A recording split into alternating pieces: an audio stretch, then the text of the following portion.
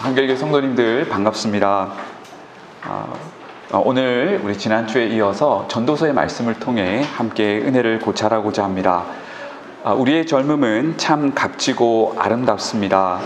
특히 여기에 우리 어린이들과 청소년들, 청년분들이 계신데 여러분들이 주님 안에서 큰 뜻을 품고 열심히 노력하시면 이루지 못할 것이 없을 것입니다. 여러분 가운데 한국교회와 이 사회와 나라에 귀한 제목들이 많이 배출되시기를 소망합니다. 한편 우리가 생각할 것이 있는데요. 그래도 지금은 우리가 젊고 장구한 세월이 우리 앞에 놓여 있는 것 같지만 사실상 그렇지 않다라는 것입니다. 우리는 놀라울 정도로, 아니 충격적일 정도로 금세 중년이 되고 노년이 됩니다. 그 증거를 멀리서 찾을 필요가 없을 것 같습니다. 지금 여기서 함께 예배 드리시는 50대 이상 우리 성도님들 손 들어 보실까요? 예. 우리 50대 이상의 성도님들 어떠십니까? 우리의 인생이 장구하게 진행됩니까? 아니면 금방 지나가는 것 같습니까? 예. 증거를 더 이상 될 것이 없습니다. 여러분, 바로 이것이 우리의 현실입니다. 지금은 잘 체감되지 않을 수 있지만 우리의 인생은 야고보서 4장의 말씀처럼 잠깐 보이다가 사라지는 안개와 같습니다. 실로 속히 지나갑니다. 이런 의미에서 성경은 누가 지혜로운 사람이라고 말할까요? 나의 삶이, 나의 이 하루가 무한하지 않다는 것을 알며 하나님이 주신 이 시간을 낭비하지 않고 살아가는 것, 이것이 참 지혜라 말합니다. 바로 이 주제를 깊이 다루는 책이 구약의 전도서인데요. 지난주에 잠언과 욥기 말씀에 이어서 오늘 전도서를 통해 하나님이 주시는 삶의 지혜를 함께 나누고자 합니다. 우선 전도서는 우리가 짧은 인생을 살다가 떠나는 존재라는 전제로부터 출발합니다. 예를 들어 유인물을 보시면 전도서 1장이 나와 있는데요. 우리 첫 번째 슬라이드에 나와 있는 1장 2절부터 11절까지 본문을 교독하도록 하시겠습니다. 제가 먼저 시작하겠습니다. 전도자가 이르되 헛되고 헛되며 헛되고 헛되니 모든 것이 헛되도다.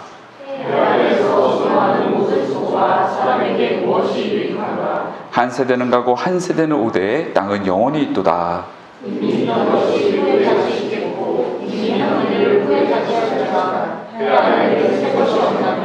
이전 세대들이 기억됨이 없으니 장래 세대도 그 후 세대들과 함께 기억됨이 없으리라. 자, 본문의 화자는 솔로몬 왕인데요. 솔로몬은 지금 전도자로 등장하여 우리의 삶이 어떠한지를 묘사합니다.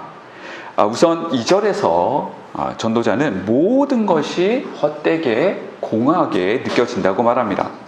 그래서 3절에서는 해 아래 사는 우리의 모든 수고가 무익하게 느껴진다고 말합니다. 여러분, 왜 그럴까요? 자, 4절부터 그 이유를 설명하는데, 자, 이 땅은 계속 존속하는데 이 서울의 광진구라는 지역은 그대로 있는데 우리만 잠시 있다가 사라지는 존재라는 것입니다. 여러분, 그렇지요? 과거 우리를 낳으시고 기르신 부모님은 연로해지셨거나 이미 주님 곁으로 가셨습니다. 이제 우리가 부모 세대가 되었는데 우리도 앞선 세대의 전철을 그대로 밟고 있습니다. 우리도 속히 늙은 세상을 떠나고 다음 세대가 우리를 이어갈 것입니다. 결국 이 땅은, 이 지역은 그대로인데 우리만 잠시 있다가 사라지고 하는 이 빠른 순환 사이클만 반복된다라는 것입니다. 9절에서는 이 순환 가운데 새로운 것도 별로 없다고 말합니다. 과거 부모 세대의 희로애락과 실수와 실패의 경험을 후세대인 우리도 동일하게 반복합니다.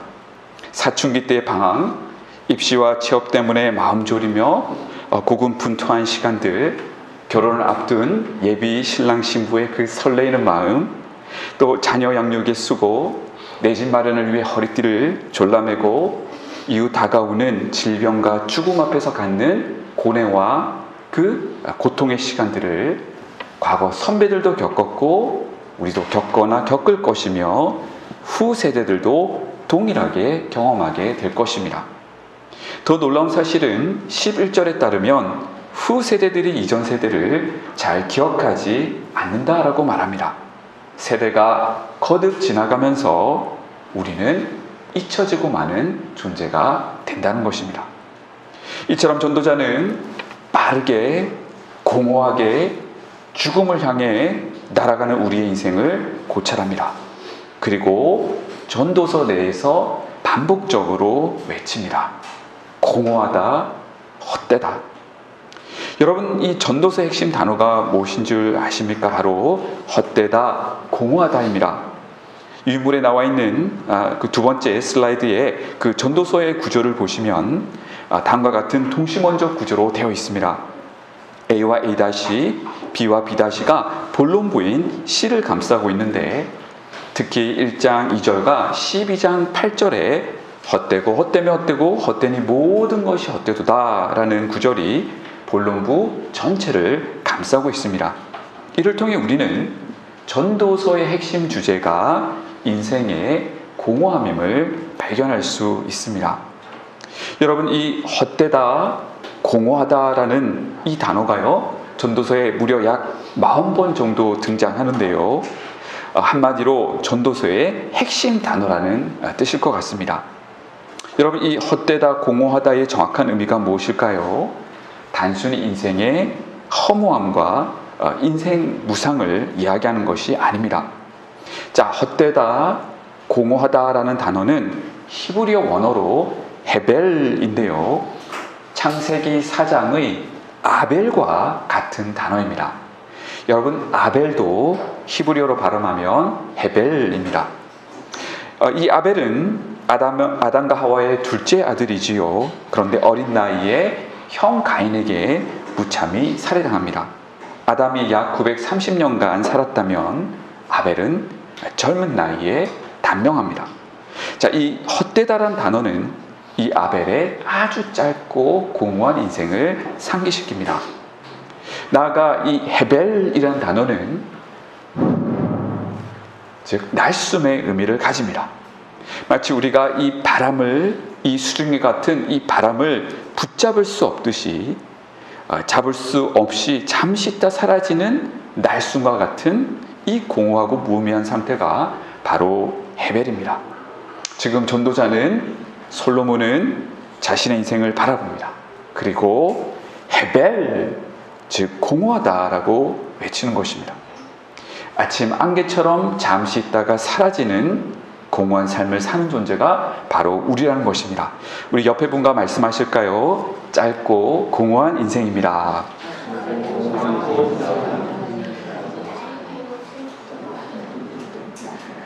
자, 그럼 두 번째로 생각할 것은, 왜 전도자는 우리의 삶이 이처럼 공허하다고 말하는 것일까요? 왜 우리의 삶은 이처럼 순식간일까요? 그리고 그마저도 슬프고 불합리한 일들로 가득 차 있는 것일까요? 전도서는 바로 창세기 타락 사건 때문이다 라고 말합니다. 여러분, 창세기 3장에서 아담과 하와가 선악을 알게 하는 나무 열매를 따먹고 반역한 이후에 어떤 일이 벌어졌습니까? 우선 파라다이스였던, 하나님과 함께 교제하고 함께하던 그 에덴 동산을 우리는 상실하고 맙니다. 나아가 인간에게 죽음이 도래하지요. 사탄은 인간이 하나님처럼 될 거라 유혹했습니다. 여러분, 그런데 인간이 정말 하나님처럼 됐습니까? 아니지요. 오히려 인간은 시간의 제약 속에 놓이게 됩니다. 시간에 갇혀 시간의 때를 통제할 수 없는 가운데 결국 죽고 마는 존재가 되고 말았습니다. 여러분, 이뿐만이 아닙니다. 하나님이 주신 신성한 노동이, 복된 노동이 고통의 노동이 되고 맙니다. 땅이 저주를 받아 가시덤불과 엉겅퀴를 내는 사람과 땅의 부조화 현상이 일어납니다. 사람은 생존을 위해 평생 땀 흘리며 수고해야 하는 존재가 되고 말았습니다. 여러분, 이것이 우리의 일터에서의 삶이 힘든 이유입니다. 이와 더불어 타락 이후에 이 세상에는 하나님을 반역하는 악인들이 들끓기 시작합니다. 이 악인들로 말미암아 하나님의 백성들이 무고히 고난당하는 일들이 일어납니다. 여러분, 이것이 바로 전도서가 전제하는 우리의 상황입니다. 우리는 지금 에덴 동산에서 살고 있지 않습니다. 타락한 세상을 살아갑니다. 그렇기 때문에 우리 삶이 이처럼 힘듭니다. 죽음으로 신속히 날아가는, 결국 공허하게 느껴지는 짧은 인생을 살아가는 것입니다. 바로 이 타락의 맥락에서 전도자는 우리의 인생을 세밀히 고찰합니다. 자, 다음 슬라이드, 3번 슬라이드가 보여주듯 전도자는 본론부에서 타락 사건 이후를 살아가는 우리의 삶의 다양한 영역을 고찰하는데요. 자, 그 내용을 정리해보면 이 슬라이드에 나와 있는 것 같이 전도자는 본론부에서 시간과 세상에 관하여, 부에 관하여, 정치에 관하여, 죽음에 관하여, 지혜 등에 관하여 고찰합니다. 전도자는 이 각각의 주제들을 고찰하며 삶의 의미를 발견하려고 합니다. 자, 그런데 매번 어떤 결론에 도달하게 될까요? 헤벨, 공허하다는 것입니다. 무려 이 헤벨이라는 표현을 40번가량 반복합니다. 여러분, 그의 관찰의 핵심을 다음과 같이 요약할 수 있을 것 같은데요. 자, 저를 따라 하실까요? 삶은 힘들고 그대는 죽는다. 다시 하겠습니다. 삶은 힘들고 그대는 죽는다. 여러분, 안 그래도 코로나 이후에 이은 경제 위기로 마음이 힘드신데요. 더욱 우울하시지요. 그런데 전도자의 관찰은 이렇게 회의적인 것으로 끝나지 않습니다. 오늘 말씀 후반부에서 다뤄드리겠지만 전도자는 이러한 회의적인 관찰을 능가하는, 하나님 안에서 발견하는 긍정적인 결론에 이르게 되는데요. 졸지 않고 끝까지 집중해서 들으시는 성도님들은 이 죽음과 공허함의 문제를 능가하는 하나님의 놀라운 은혜를 발견하게 되실 줄 믿습니다. 자, 그럼 시간 관계상 전도자가 본론부에서 관찰한 여러 주제들 가운데 대표적인 주제 몇 가지만 살피도록 하겠습니다. 자, 먼저 시간입니다. 여러분, 타락 사건의 맥락에서 시간은 우리에게 어떤 의미를 가질까요? 우리는 벌써 전도서 1장 본문을 살폈는데요. 여러분 기억나시죠? 이 땅은, 이 광진구라는 지역은 그대로 영원히 존속되는데 우리만 신속히 지나가고 해 아래 새 것이 없으며 이전 세대들은 우리를 기억하지 않는다라고 말씀드렸지요. 자, 시간에 관한 말씀이 또 전도서 3장에 등장하는데요. 그 내용을 우리 유인물 슬라이드 4번을 보시면서 교독하겠습니다. 제가 먼저 시작하겠습니다. 범사에 기한이 있고 천하만사가 다 때가 있나니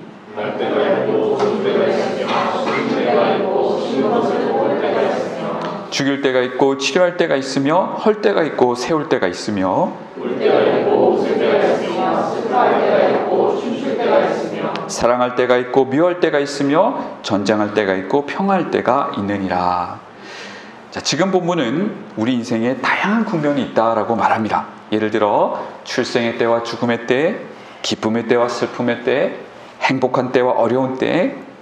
자, 여기서 말하려는 포인트는 우리는 결국 유한한 존재라는 것입니다.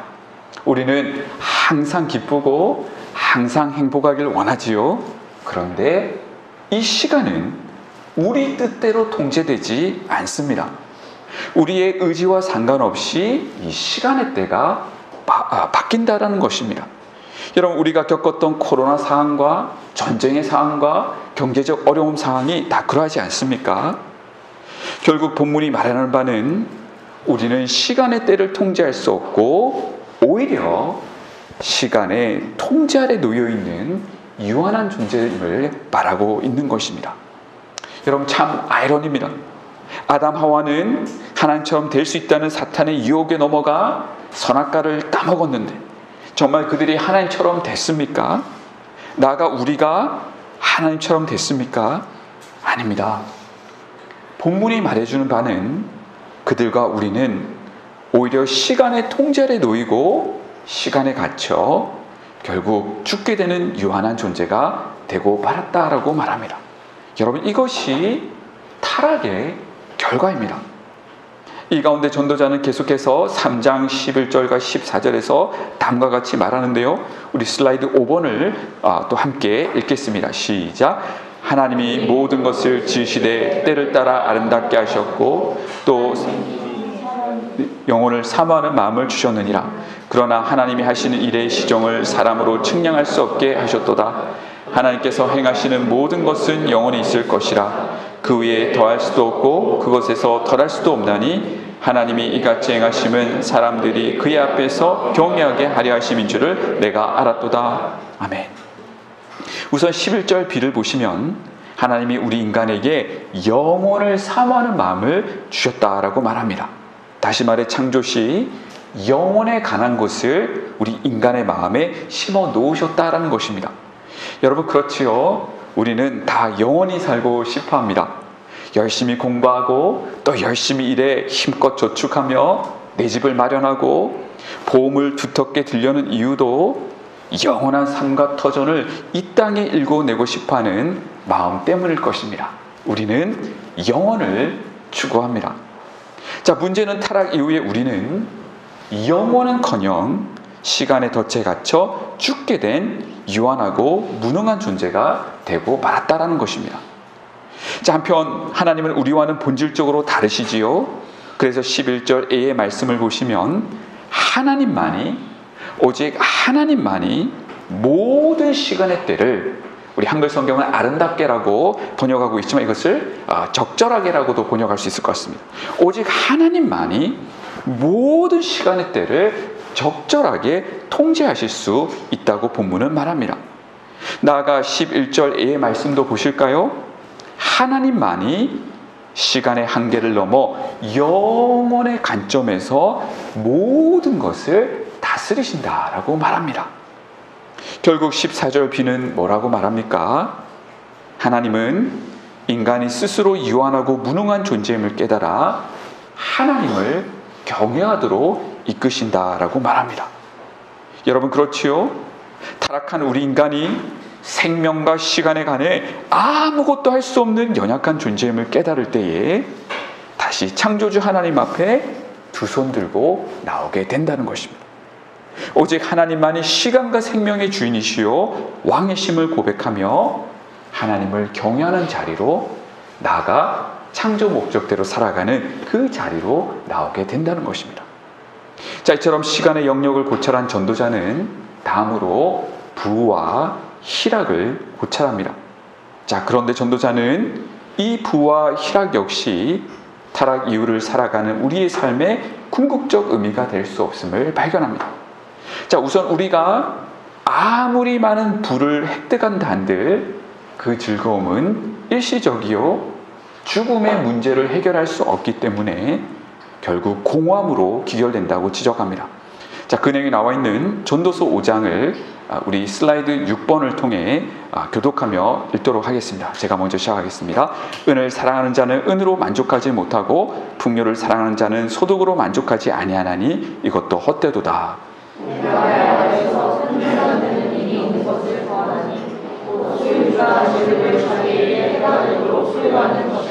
그가 모태에서 벌거벗고 나왔은즉 그가 나온 대로 돌아가고 수고하여 얻은 것을 아무것도 자기 손에 가지고 가지 못하리니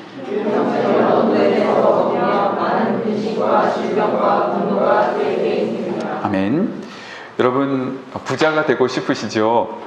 자, 그런데 본문은 이 많은 부가 우리 인생의 죽음과 공허함의 문제를 궁극적으로 해결하지 못한다라고 말합니다.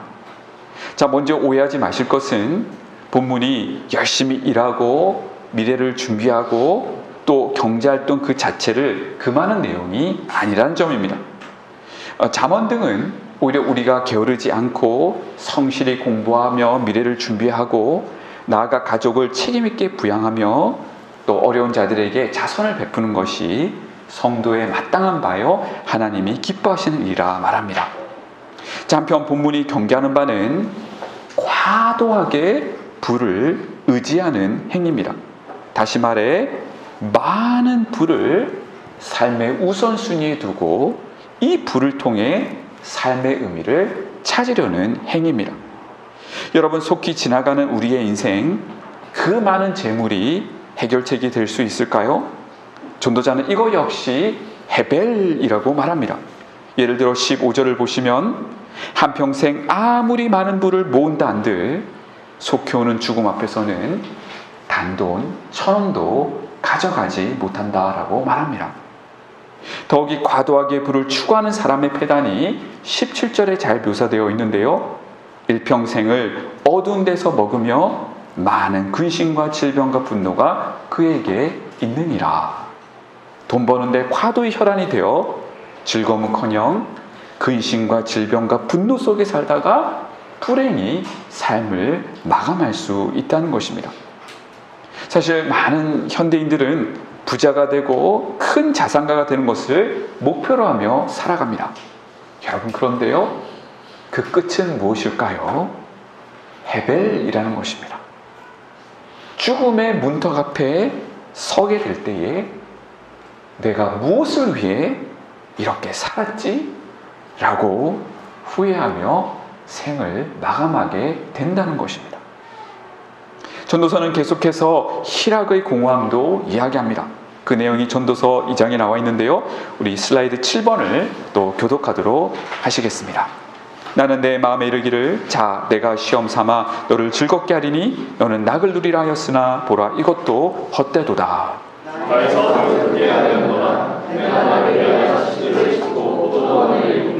무엇이든지 내 눈이 원하는 것을 내가 금하지 아니하며 무엇이든지 내 마음이 즐거워하는 것을 내가 막지 아니하였으니 이는 나의 모든 수고를 내 마음이 기뻐했음이라. 이것이 나의 모든 수고로 말미암아 얻은 몫이로다. 그 후에 내가 생각해본즉 내 손으로 하는 모든 일과 내가 작성하는 모든 것이 다 각되어 하나님 찾는 것이요 해안에서 보이는 것이로다. 자, 본문을 보시면 전도자가 즉 솔로몬이 삶의 의미를 찾기 위해 희락과 쾌락을 증진시키는 일을 도모해 보았다라고 말합니다. 화려한 집도 짓고요, 동산과 포도원과 과수원도 만들고요, 눈이 원하는 것을 다 시도해 보았다는 것입니다. 여러분, 요즘 표현으로 우리 한원에 말하면 뭘까요? 이 세상에 산의 진미는 다 먹어보고요, 좋은 집과 값비싼 외제차를 번갈아 구입해서 다 몰아보고 각종 명품들과 더불어 세계 각지를 다 여행해 보았다라는 것입니다. 여러분, 이런 추구들이 과연 솔로몬에게 삶의 의미와 궁극적인 만족을 주었을까요? 자, 10절을 보시면 솔로몬은 이 희락의 추구가 일시적인 기쁨을 주었다 말합니다. 자, 그런데 11절을 보니 시간이 지나고 보니 그 기쁨도 잠시 결국 공허함이 찾아오더라는 것입니다. 모든 노력이 마치 바람을 잡는 것 같이 무익하게 느껴졌다라고 말합니다. 여러분, 이 세상의 희락 추구가 주는 즐거움도 이처럼 일시적입니다. 자, 예를 들어 새 휴대폰을 구입했을 때 여러분 그 설렘과 기쁨이 얼마나 같습니까? 여러분 아이폰도 쓰기도 하시고 갤럭시를 쓰시기도 하지 않습니까? 요즘 폴더폰도 되게 유행하는데요. 저 같은 경우는 새 휴대폰을 샀을 때 한 두세 달 지나면 그 감흥이 다 사라지는 것 같습니다. 여러분, 우리의 수입 또한 같은 차원에서 이해할 수 있을 것 같습니다. 좀 오래된 연구 결과이긴 하지만 노벨 경제학 수상자인 프린스턴 대학의 앵거슨 디턴 박사의 논문에 따르면 2010년 기준이긴 한데요, 연봉이 7만 5천 달러를 넘으면 행복감 증가가 멈춘다라고 말합니다. 연봉이 일정 수준을 넘으면 제 아무리 연봉이 많아져도 행복감에 큰 영향을 미치지 못한다는 것입니다. 여러분, 바로 이것입니다. 전도서는 부와 희락에 집착하는 것이 삶의 참 의미가 될 수 없다라고 말합니다. 결국 이것도 헤벨이라는 것입니다. 오히려 조금 적게 가져도 하나님이 주신 것에 자족하며 감사해 살아갈 수 있다면 이것이 짧은 인생을 참 복되게 살아가는 지혜다라고 말하는 것입니다. 예를 들어 가족분들이 값비싼 산의 진미는 못 먹는다 할지라도 온 가족이 짜장면과 탕수육을 먹으면서 기뻐할 수 있다면, 우리 공동체가 오늘 점심때 또 맛있는 점심을 먹을 텐데요, 그 가운데 우리가 기뻐하고 화목할 수 있다면 그것이 짧은 인생을 가장 행복하게 살아가는 지혜다라고 말하고 있는 것입니다. 시간 관계상 다 다루지는 못하겠지만 전도사는 이처럼 삶의 여러 국면을 고찰합니다. 그리고 앞에 얘들처럼 매번 헤벨, 공허하다라는 결론에 이르게 됩니다. 자, 그러나 전도자는 회의적인 관찰로만 끝나지 않습니다. 관찰이 진행될수록, 특히 후반부로 갈수록 이 공허함의 문제를 극복하는 지혜로 나아가고 그 지혜를 우리에게 제시합니다. 자, 이것을 세 가지로 나누어 살피며 오늘 말씀을 마무리하려고 합니다. 자, 먼저 전도서가 주는 첫 번째 교훈은 우리의 죽음과 공허함의 현실을 있는 그대로 받아들이라는 것입니다. 현실을 애써 부인하며 긍정적으로만 생각하려 하지 말고 우리는 타락으로 인해 유한한 존재요, 결국 속히 죽게 되는 인생임을 자각하며 지내라는 것입니다. 사랑 여러분, 우리의 시간, 우리의 젊음, 우리의 힘과 패기와 능력과 아름다움은 영원하지 않습니다. 잠시 있다가 사라집니다. 이것을 늘 기억하며 살라라는 것입니다. 이런 의미에서 전도자는 전도서 7장에서 시간 관계상 읽지는 않겠지만 우리가 잔치집에 가는 것보다 조상집에 가는 것이 더 낫다고 말합니다. 여러분, 그렇지요? 우리가 죽음을 직시할 때에 이 남은 시간을 허비하지 않고 지혜롭게 살아갈 수 있습니다. 예를 들어 우리에게 살 수 있는 시간이 딱 3개월 있다라고 가정해 보실까요? 여러분, 이 3개월의 시간을 어떻게 보내시겠습니까? 젊은 날에 과도하게 부와 희락에 집착하거나 게임, 유튜브 등을 하면서 허무맹랑하게 시간을 보내시겠습니까? 아니지요. 하나님 앞에서 보다 의미 있고 값지게 책임감 있게 하루하루를 1분 1초를 사용하실 것입니다. 결국 이 땅에서의 삶이 제한적이라는 이 현실을 그대로 직시할 때에 우리는 삶의 낭비를 막을 수가 있습니다. 단 한 번밖에 없는 나의 이 짧은 인생을 어떻게 살아가야 할지를 진지하게 고민하며 살게 된다는 것입니다. 공허함 극복을 위한 전도서의 두 번째 교훈은 하나님이 우리에게 주신 지금 이 순간에 많은 은혜들이 있는데 이것들을 누리며 살라라는 것입니다.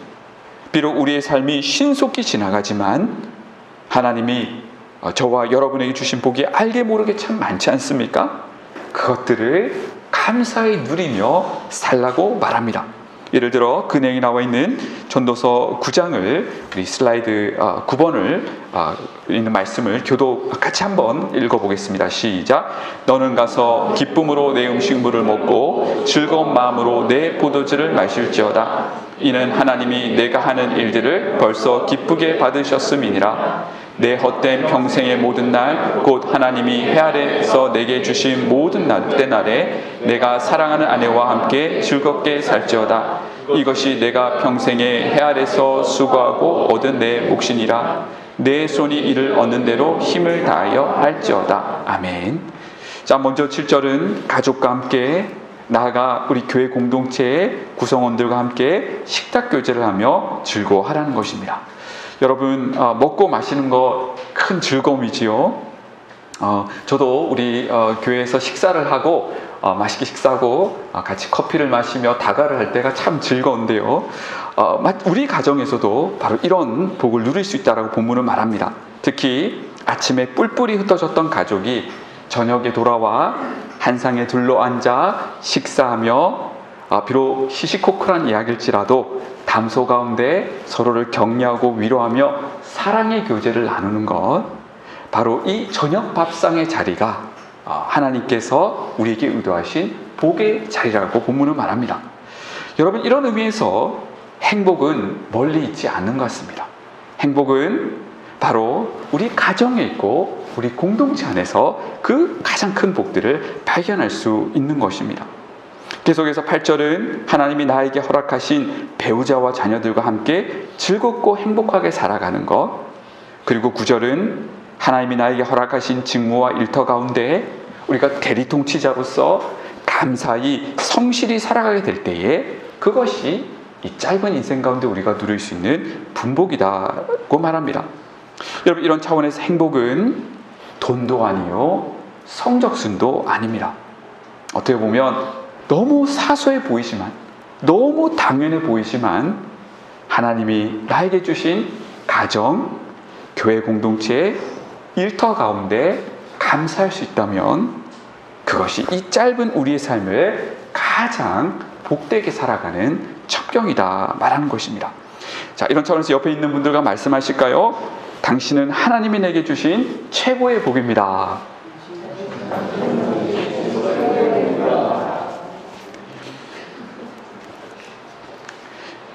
여러분, 여기서 우리는 중요한 원리 한 가지를 발견합니다.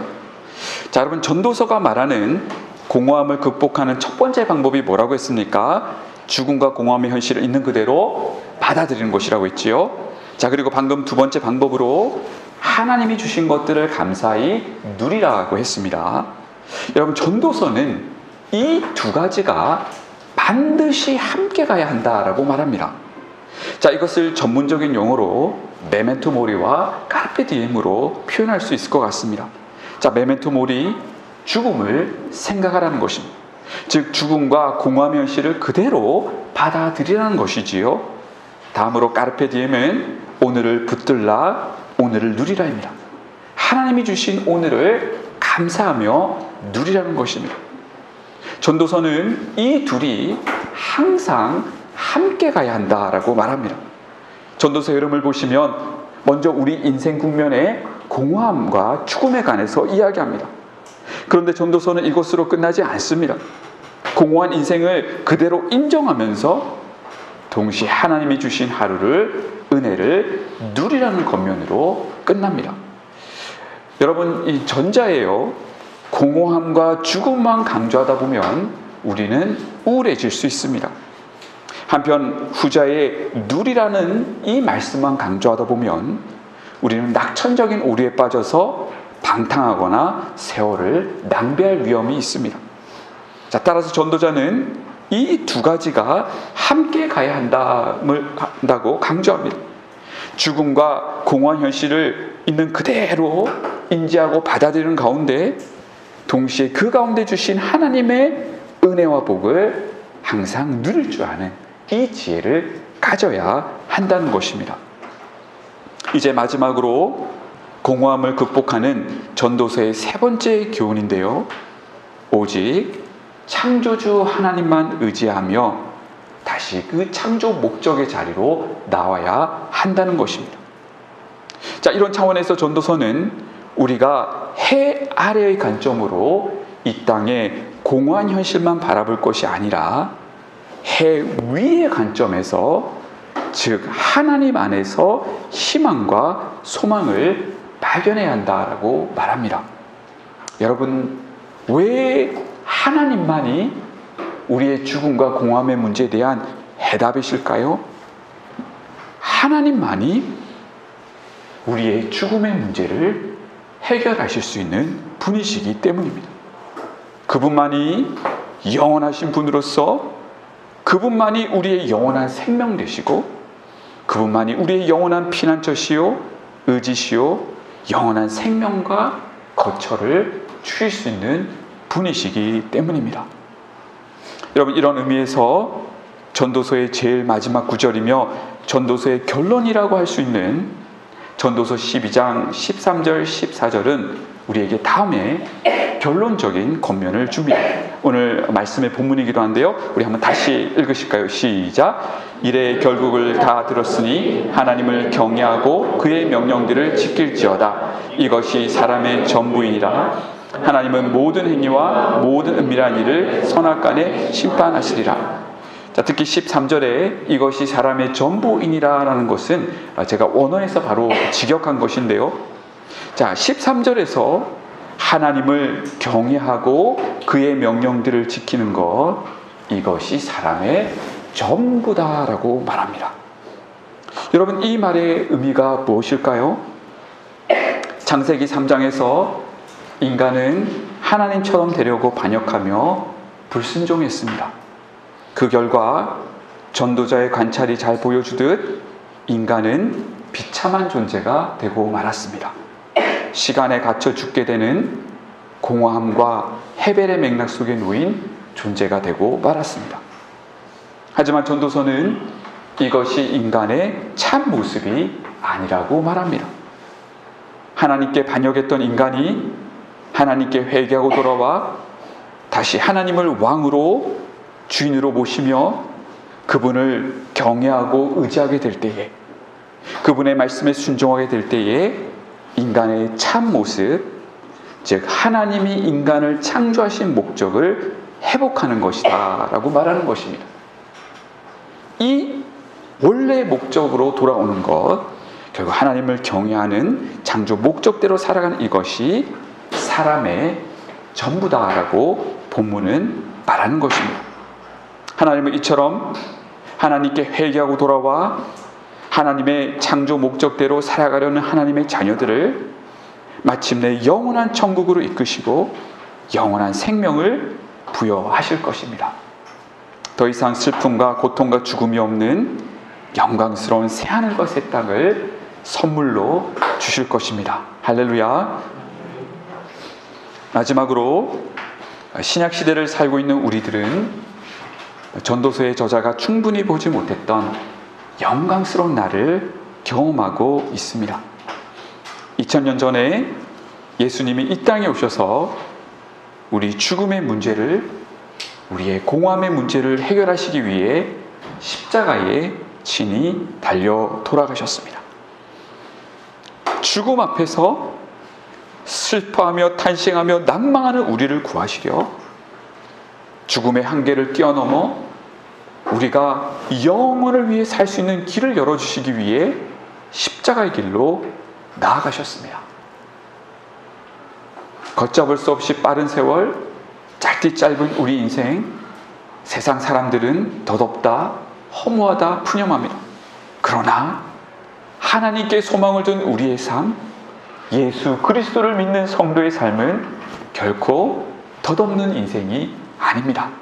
여러분, 우리는 예수님의 십자가 죽으심과 부활하심 때문에 우리는 이미 영생을 가진 자들입니다.